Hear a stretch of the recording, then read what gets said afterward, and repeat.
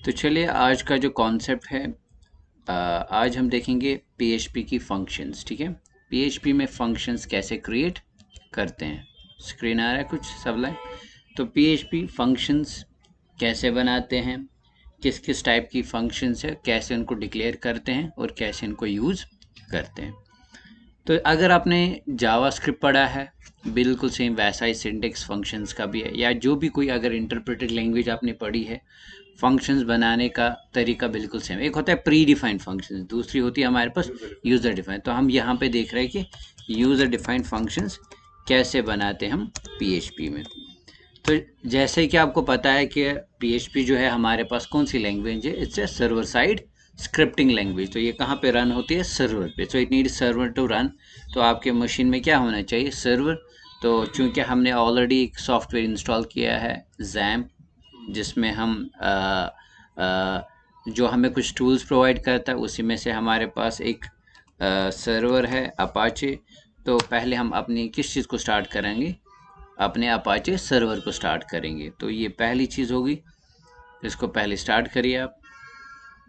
तो ये by default किस पोर्ट पे चलता है, 80 पोर्ट पे। ठीक है, जो डिफ़ॉल्ट पोर्ट नंबर होता है वो कौन सा होता है, 80।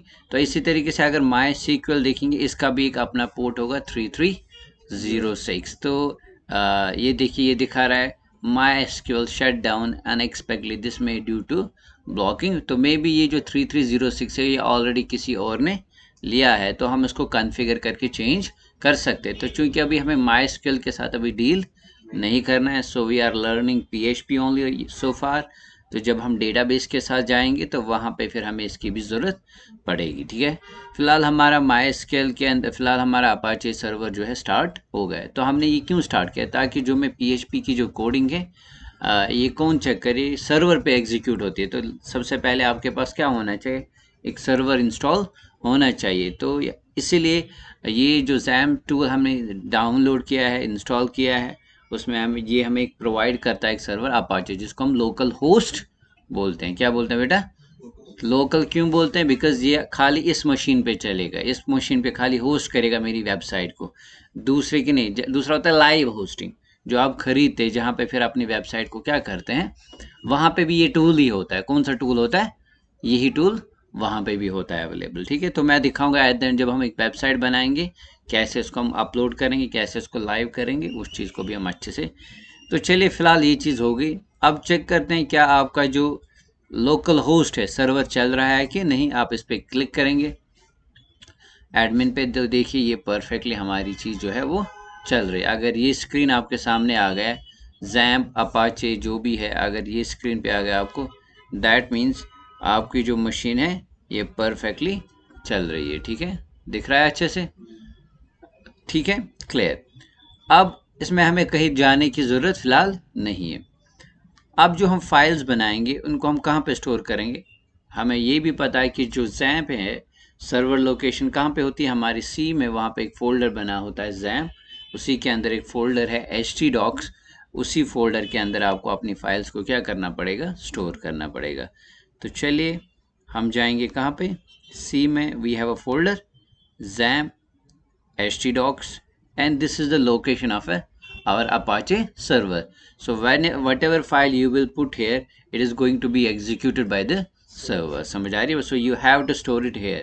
तो एक्चुअल वर्ड में हम वर्चुअल होस्टिंग भी क्रिएट करते हैं, दूसरी जगह स्टोर कर सकते हैं, कहीं से भी उनको हम रन करा सकते हैं।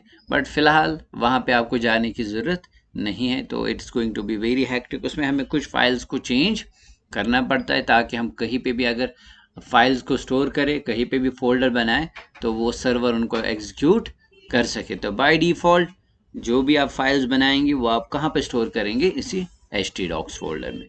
तो चलिए यहाँ पे एक नया फोल्डर क्रिएट करते हैं, लेट्स कॉल इट लेक्चर्स। ठीक है बेटा, तो इसी लेक्चर के अंदर हम क्या करेंगे, अपनी फाइल को क्या करेंगे, स्टोर करेंगे।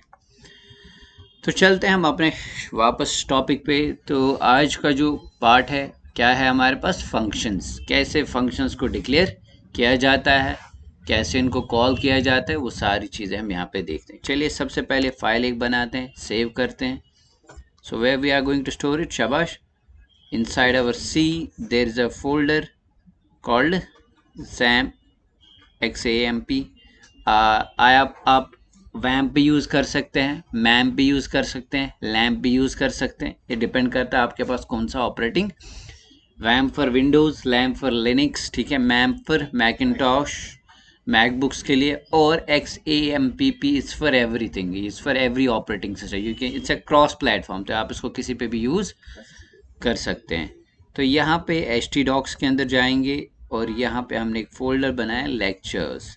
तो चलिए इसका नाम ही रखेंगे हम आज फंक्शंस डॉट, बट एक्सटेंशन क्या होगा बेटा, the extension is going to be PHP, ठीक है। तो चलिए फाइल अभी बन रही है।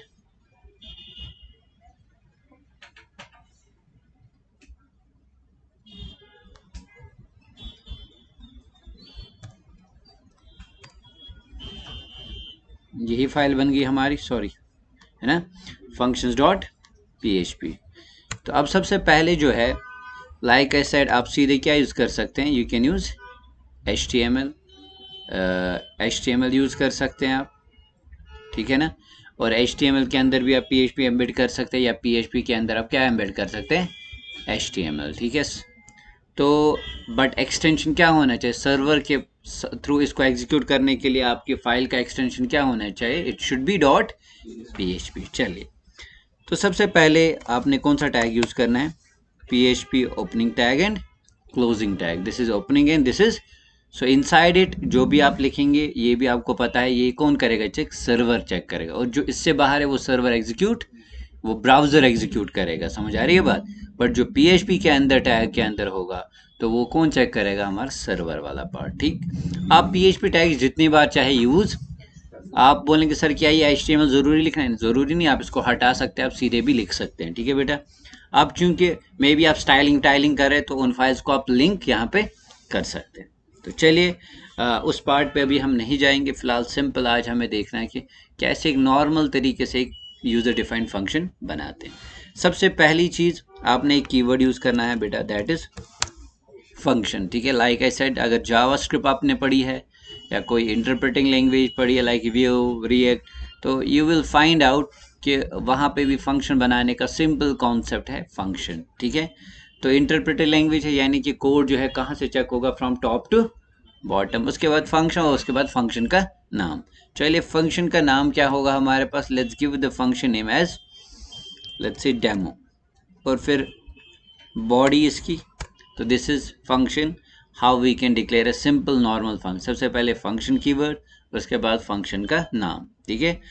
और यहाँ पे आप पैरामीटर्स भी मेंशन कर सकते हैं। इसमें आपको बाकी लैंग्वेजेस की तरफ जो टाइप सेट लैंग्वेजेस होती है लाइक C++, जावा, .NET, वहाँ पे हमें रिटर्न टाइप भी मेंशन करना पड़ता है, बट यहाँ पे आपको return type mention, sir what if अगर हमें एक फंक्शन से रिटर्न करवाना हो तो करा सकते हैं, तो आपको रिटर्न टाइप लिखने की भी ज़रूरत नहीं, आप सीधे रिटर्न करा सकते हैं। तो ये एक प्लस पॉइंट होता है, मैं कह सकता हूँ कि एक एक्स्ट्रा स्टेप से हम बच जाते हैं, किसमें, जो इंटरप्रेटेड लैंग्वेज, वहाँ पे आपको डिफाइन करने की ज़रूरत नहीं, आप कुछ भी रिटर्न कर सकते हैं। ये एक, क्योंकि जो type set language like C.NET, जावा जो भी है, उनमें हमें रिटर्न टाइप का भी ख्याल रखना पड़ता है कि आपने कौन सा रिटर्न टाइप मेंशन किया, बट यहाँ पे आपको कोई प्रॉब्लम नहीं है, you can return any value, you can return.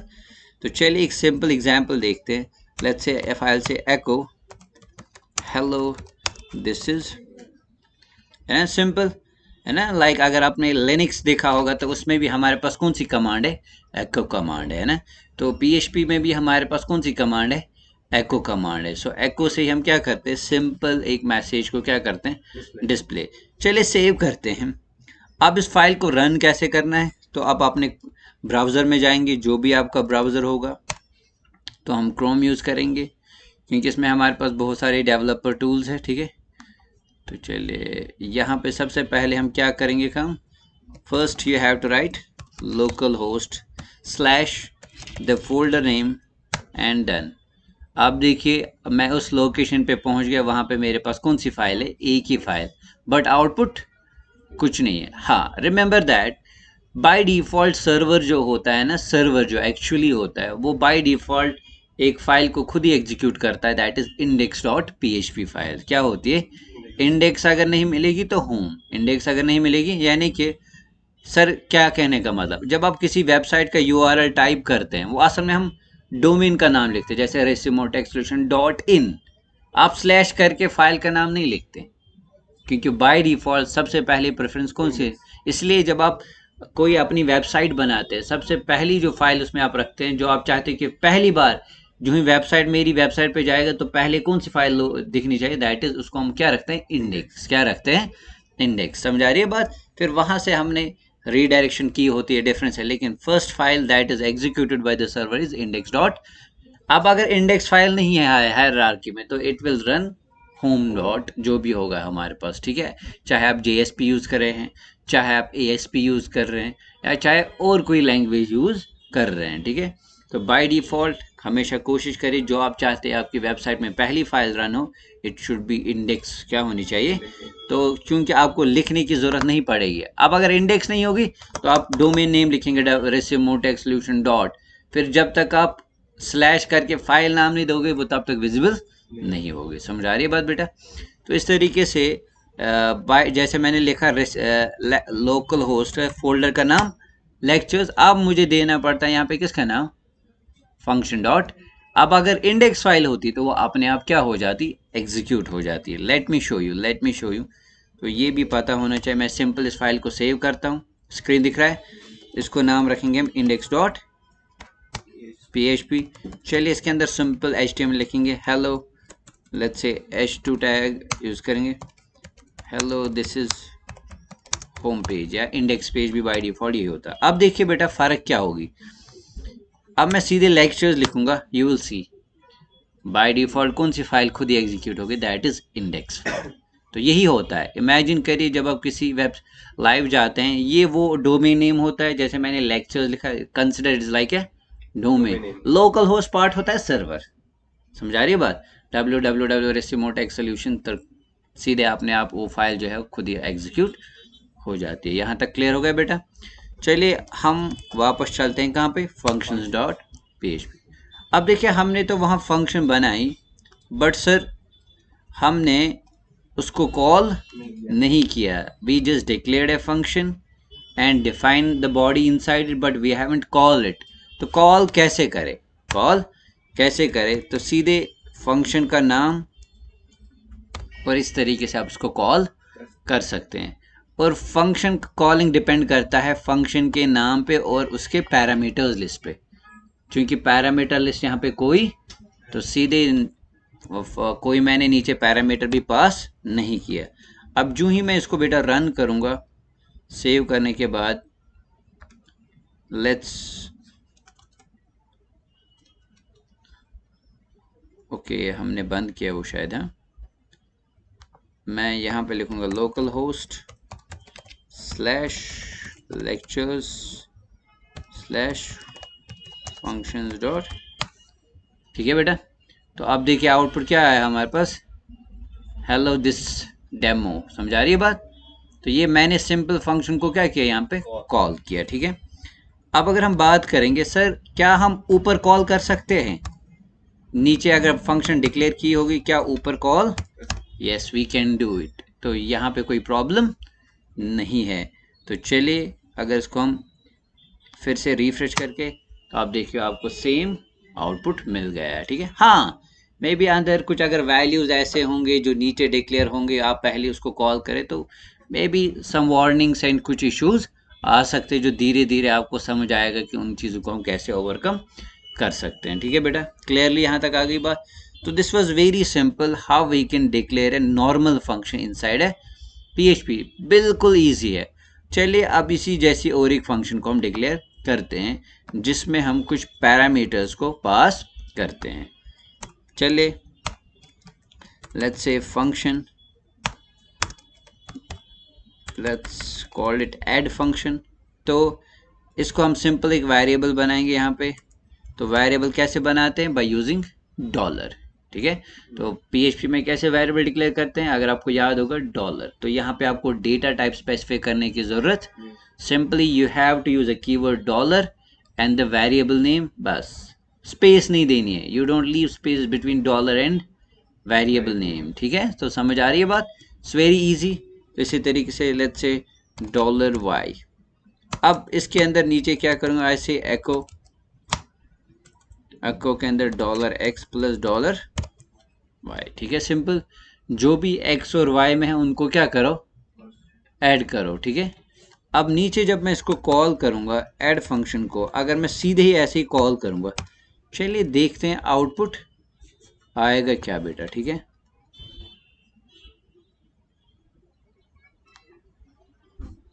Click करते हैं तो आप देखिए uncaught argument count error, too few arguments to function add, 0 passed. ठीक है, blah blah line number error दिखा, exactly two expected, two expected error is here and the file name is this and on the line number 17 we have error. ठीक है, तो ये errors भी निकालने आने चाहिए आपको। इट्स एन फेटल एरर, कुछ वार्निंग्स भी होती है, it's a fatal error, so that means ये आपको पहले ठीक करना ही करना पड़ेगा। ठीक है, हाँ, अब वेबसाइट में हम एक्चुअल वर्ल्ड में एरर्स को भी हाइड करते हैं। क्या करते हैं, समटाइम्स कुछ हैकर्स ट्राई करते हैं आपकी साइट में हैकिंग करने की, वो एरर लाने की कोशिश करते हैं। तो जो है वो एरर लाते हैं तो they get some information like this, okay, so this is the function file and the extension of this programming language is .php। तो फिर अकॉर्डिंगली फिर उसी लैंग्वेज के वो बग्स देखते हैं, फिर वो टारगेट, जैसे पुराना वर्जन अगर किसी ने वेबसाइट में यूज़ किया है PHP तो उसमें बग्स है, तो जितना लेटेस्ट वर्जन होगा उतना ही वो स्टेबल होता है। इसलिए हमें भी बताया जाता है कि आगाह किया जाता है कि पुरानी चीज़ यूज़ नहीं करनी चाहिए। जैसे अगर आप आज विंडोज 7 यूज़ करें, विंडो 8 करेंगे, तो जैसे वो रैनसमवेयर अटैक हुए थे, है ना, तो दे वर प्रोन बिकॉज उनमें वो सिक्योरिटी नई प्रिकॉशन ले। लेकिन आजकल जो जो नई चीज़ आती है उनमें एटलीस्ट बेसिक प्रिकॉशंस तो होती है। ठीक है, इसी तरीके से लैंग्वेज के वर्जन में भी ये इशू होता था कि भाई जो ओल्ड वर्जन थे उनमें कुछ बग्स होते थे, कुछ चीज़ें होती थी जो हैकर्स ट्राई करते थे उस चीज़ को हैक करने के लिए, जैसे ईजिली SQL इंजेक्शन हो सकता था, बाकी सारी चीज़ें हो सकती थी उसमें। ठीक, तो इसलिए लेटेस्ट वर्जन ट्राई करिए। जब दे नो कि ओके आप PHP लैंग्वेज यूज़ कर रहे हैं, तो उसके बाद अगला पार्ट होगा उनको टारगेट करना है कि आप कौन सा वर्जन यूज़ कर रहे हैं। वो सिस्टम फंक्शन एग्जीक्यूट करके निकालेंगे कि भाई ओके आपके पास कौन सा वर्जन, फिर अकॉर्डिंगली वो PHP डॉक्यूमेंटेशन देखेंगे, ऑफिशियल वेबसाइट तो देखेंगे बग्स जो होंगे तो वो उसी चीज़ को टारगेट। तो ये भी एक ट्रिक होती है उनके लिए। ठीक है, ये हम सिखाते हैं यूजुअली जब आप वेबसाइट बनाते हैं, सिक्योरिटी मेजर्स में ये चीज़ आ जाती है कि भाई आप अपनी वेबसाइट को कैसे सिक्योरली होस्ट कर सकते हैं, किन किन चीज़ों से हमें बचना चाहिए। ठीक, तो फिलहाल वापस चलते हैं। अब यहाँ पे हमें क्या करना है, so we have to pass 2 arguments, so let's say 10,20। तो 10,20 जो ही हमने पास किया, चलिए देखते हैं, अब रिफ्रेश करते हैं, you can see I am getting an output 30।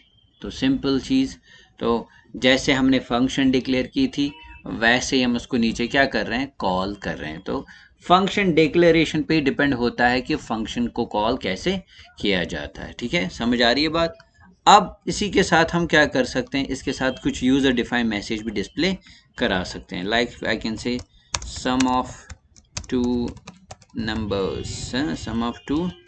Numbers is, और कंकैटिनेट करने के लिए हम सीधे यहाँ पे क्या यूज़ कर सकते हैं, dot, that is period symbol इसको हम बोलते हैं फॉर कंकैटिनेशन।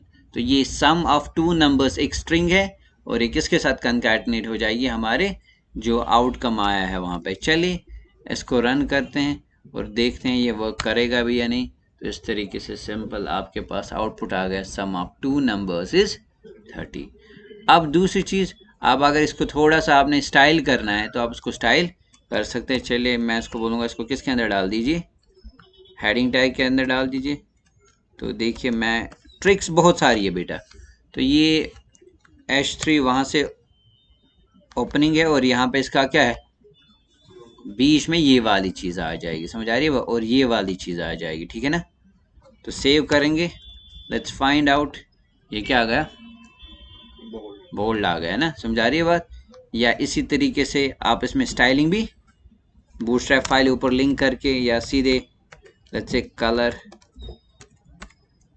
क्या देंगे हम, बट रिमेंबर दैट अगर बाहर बेटा आपने डबल कोट्स यूज़ किए तो अंदर यूज़ क्या करने हैं, सिंगल कोट्स, ठीक है, या फिर डबल कोट्स भी यूज़ करना है, फिर जो पहला वाला डबल कोट है उसको एस्केप करके उसको पेयर्स, क्योंकि हमेशा जो डबल कोट्स होते हैं वो किन में एग्जिस्ट करते हैं, पेयर्स में, उसको ये मॉडिफाई या आइडेंटिफाई करना है कि भाई ये आपका डबल कोट नहीं है। फिर समझा रही बात। तो ईजिएस्ट वे ये है, जैसे मैंने आपको दिखाया, अगर बाहर डबल कोट तो अंदर ट्राई करिए सिंगल। आप देख सकते हो PHP के अंदर यहाँ पे कौन सा टैग एम्बेड हो गया, HTML। अब अगर PHP, अगर आप इस पेज का सोर्स चेक करेंगे, you will find only HTML not PHP, ठीक है, क्योंकि ब्राउज़र जो है इट ओनली अंडरस्टैंड्स HTML, और जब भाई आप PHP या सर्वर साइड स्क्रिप्ट लैंग्वेज को यूज़ करते हैं, ये वापस उसको प्लेन HTML में रेंडर करता है, वरना इजीली किसी की भी वेबसाइट का कोड हम इजीली कॉपी कर सकते थे। समझा रही है बात। बट वेबसाइट का जो पेज सोर्स है it shows only HTML and JavaScript, but not, या सर्वर साइड जो भी पार्ट है वो विजिबल नहीं होता। आप देखिए इसने खाली क्या दिखाया, एक हेडिंग टैग, जो एको के थ्रू हमने इसको किया था वो चीज़ विजिबल, इवन फंक्शन भी विजिबल नहीं हो रही है हमारे पास। आपको आ रही है बात समझ। इस तरीके से जो सर्वर स्क्रिप्टिंग वाला पार्ट होता है वो सिक्योर होता है, because it runs on the, and this browser is actually displaying its HTML, तो it will not display server part। समझ आ रही है बात, कोई इशू तो नहीं है ना।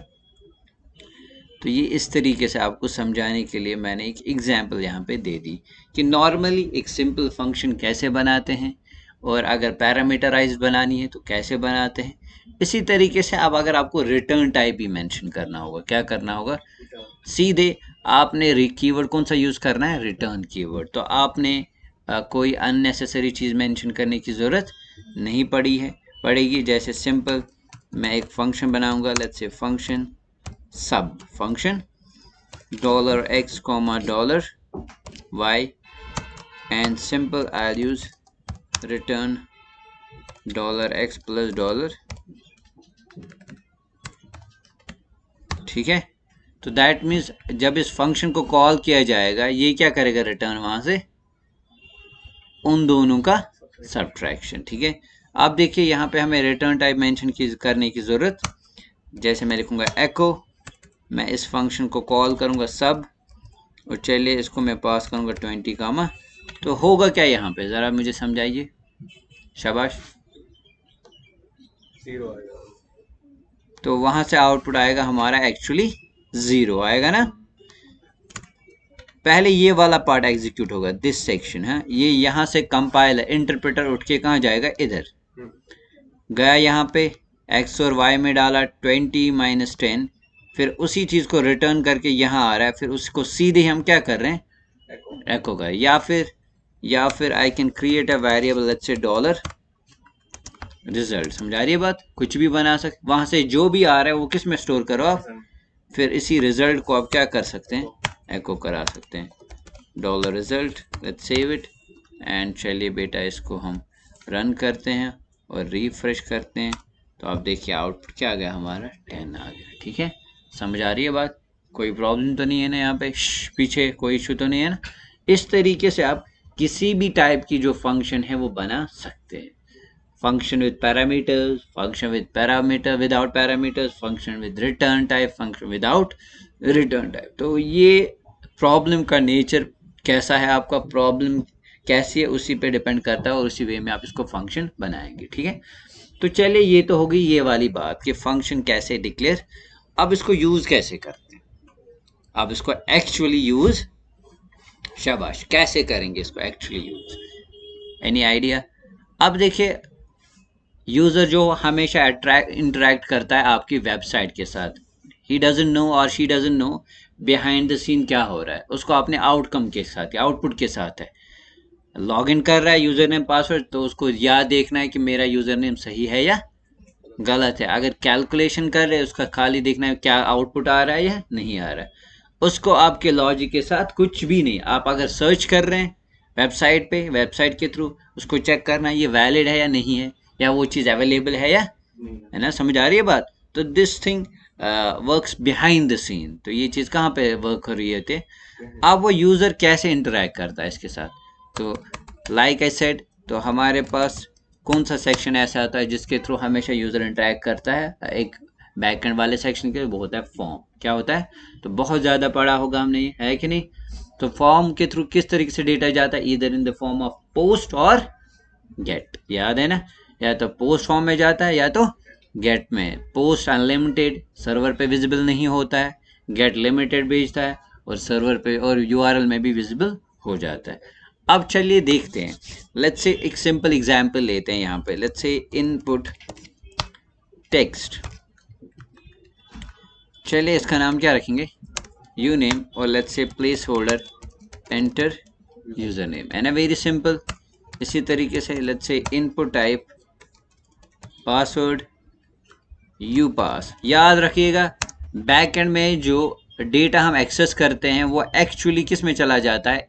इन नेम वाले वेरिएबल में, जो हम नेम का नाम रखते हैं ना, नेम एट्रीब्यूट का वैल्यू इसी में चला जाता है। याद है ना बेटा?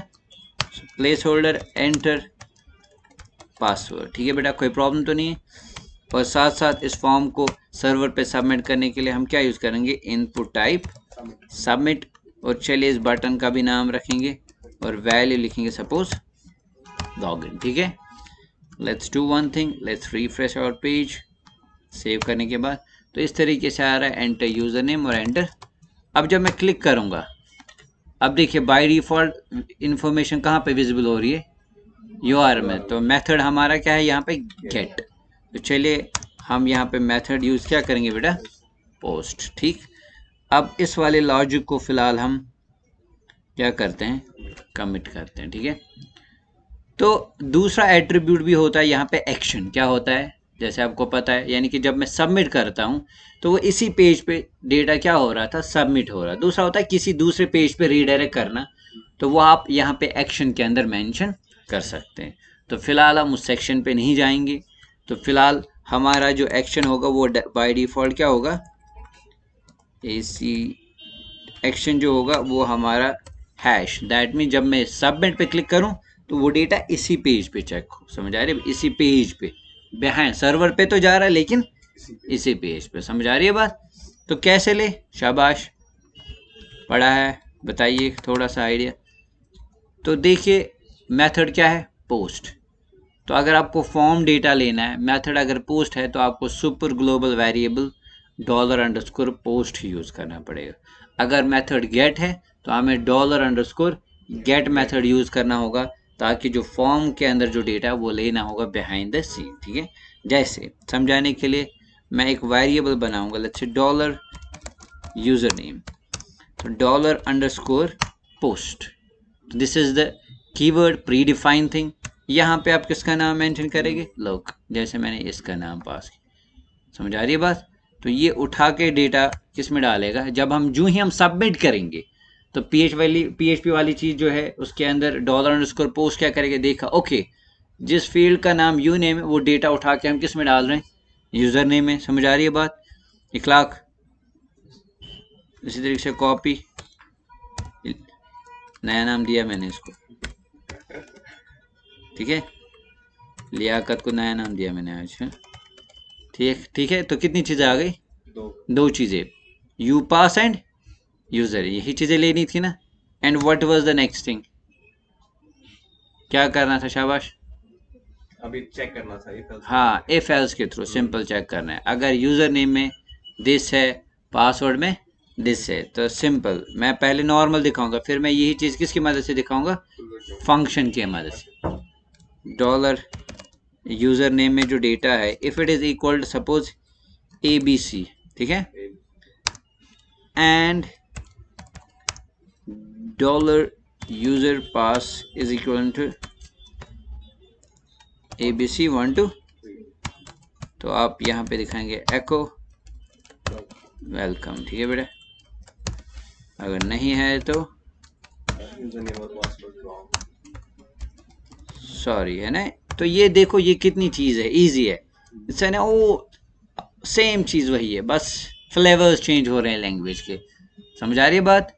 वही चीज़ है, सी में भी सेम, C++ में भी सेम, जावा .NET, बस खाली कीवर्ड्स और सिंटेक्स थोड़ा सा क्या हो जाता है?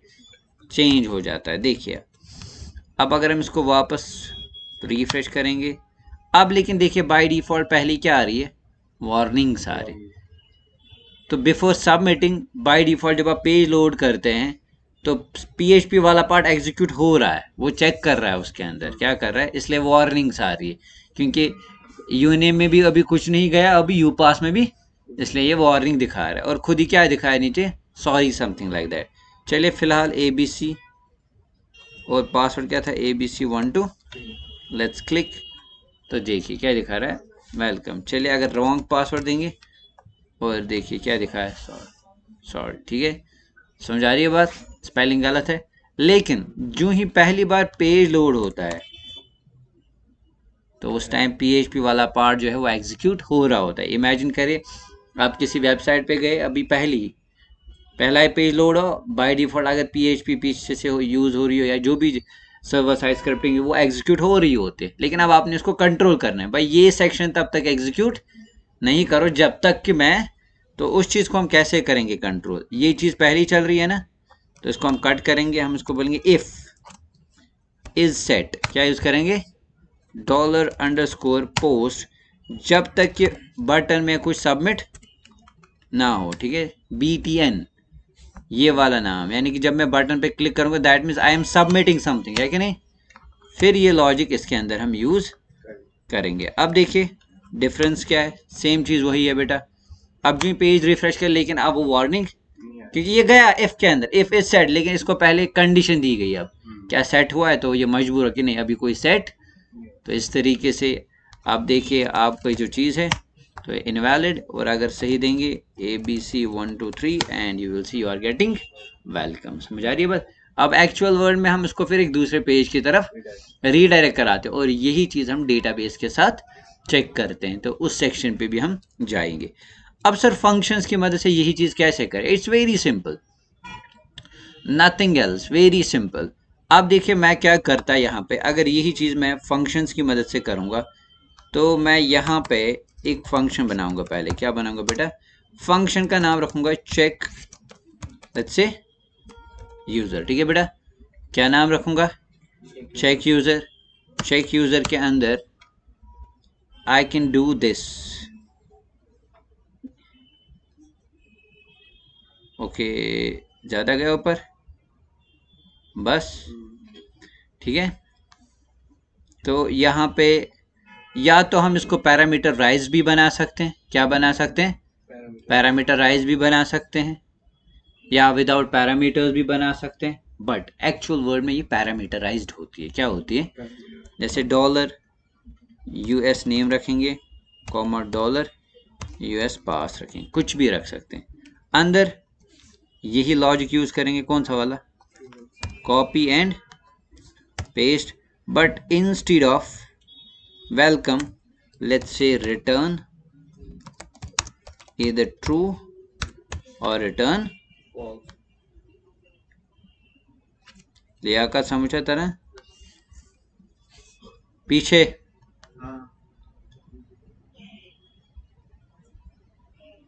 ज्यादा बड़ा आ रहा है, एक सेकंड, अब ठीक है, कितना ठीक है, ठीक है, ओके।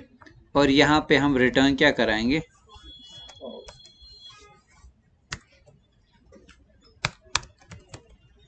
क्लियर। अब ये वाले लॉजिक की हमें ज़रूरत नहीं है। चलिए ये यहाँ हो गया। अब यहाँ पे हम पहले क्या करेंगे काम, डिटेल्स तो लेनी है ना, फिर या आप फंक्शन ऊपर बनाए, अब यहाँ पे हम फिर ऐसे लिखेंगे,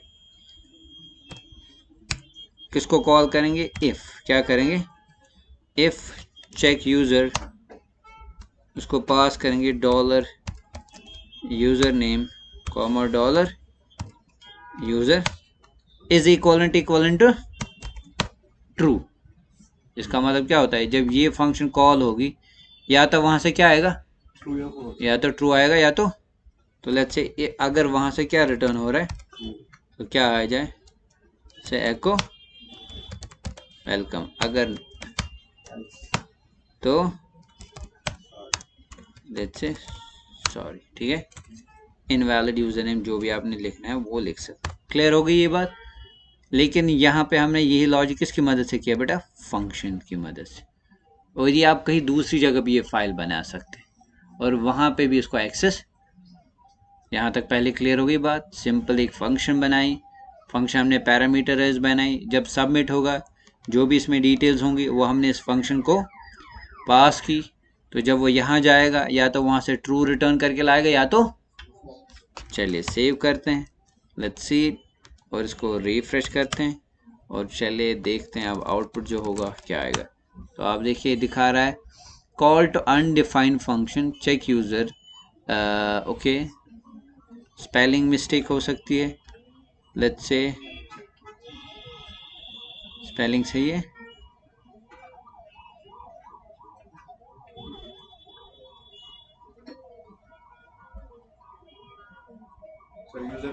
ओके ओके, यहाँ पे आई हैव टू यूज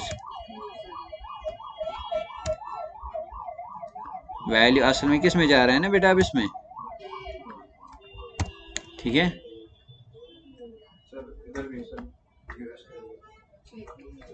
ये ठीक है बेटा यहाँ तक, ठीक है। ये नॉर्मल वेरिएबल बना रहा हूँ ना बेटा मैं, it's a normal function. Let's find out. Still something is not right. Line number 24 पे error है।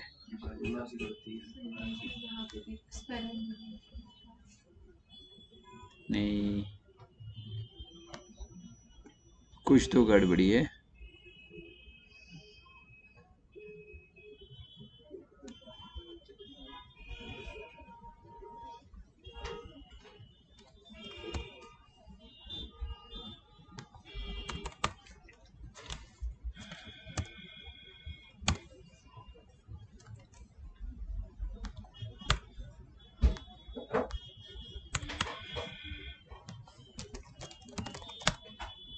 ठीक है, अब देखा इशू क्या आ रहा था,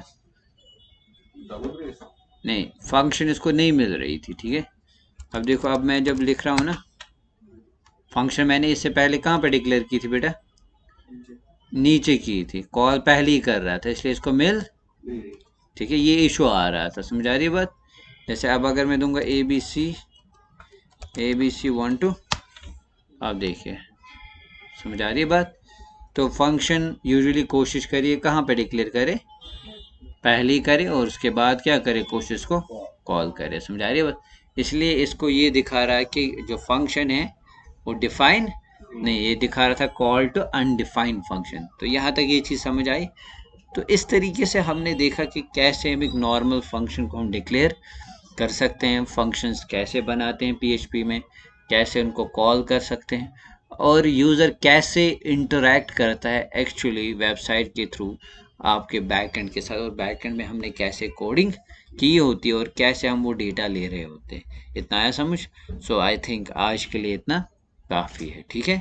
तब तक के लिए दीजिए इजाज़त, अल्लाह हाफिज़। और अगर आपको कोई क्वेश्चन होगा तो ज़रूर बताइएगा, तो कमेंट सेक्शन में कोशिश करेंगे उसका जवाब देने की।